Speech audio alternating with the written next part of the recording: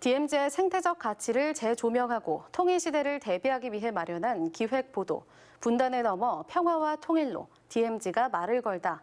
오늘은 7번째 시간인데요. 해마다 가을 거지가 끝난 철원 민통선은 수만 마리의 기러기 떼가 장관을 이룹니다. 사람의 손길이 거의 닿지 않는 DMZ와 민통선을 다녀가는 겨울 철새를 전영재 기자가 보도합니다. 철원 평야에 젖줄이 되고 있는 토교 저수지.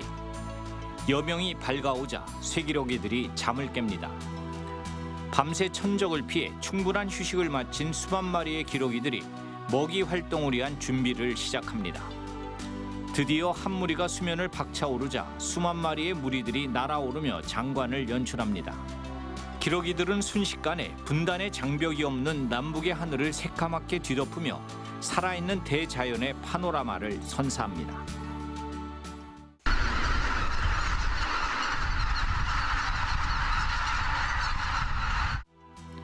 흩어졌다 모여들기를 반복하기 여러 차례. 쇠기러기들이 펼치는 황홀한 군무.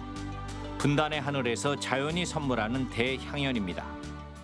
요즘 같으면 7시 반 이때 되면은 우리 집에서도 저수지에서 불 팍 파도치는 소리가 납니다. 그러면 이제 바깥에 나와 보면 하늘이 안 보이게 뜰지에는 그건 뭐 말로 할 수 없는 기분이고 가슴이 그냥 두근두근한 게 하여튼 기분이 뭐 이루 말할 수가 없습니다. 그냥. 기러기는 집단 생활을 하는 특징을 갖고 있습니다. 너무 많은 무리가 함께 날아오르다 보면 가끔 자기들끼리도 분간을 할 수 없는 상황도 발생하지만 다시 자신이 속한 무리를 찾아갑니다. 기러기들은 수많은 동료 중에서 울음소리와 꼬리 날개의 무늬를 보고 자신의 가족을 식별합니다. 비행을 할 때 V자형을 이루는 기러기들. 맨 앞에는 방향을 이끄는 기러기가 앞장을 서고 구간마다 서로 소리를 질러 신호를 주고받으며 교대를 합니다.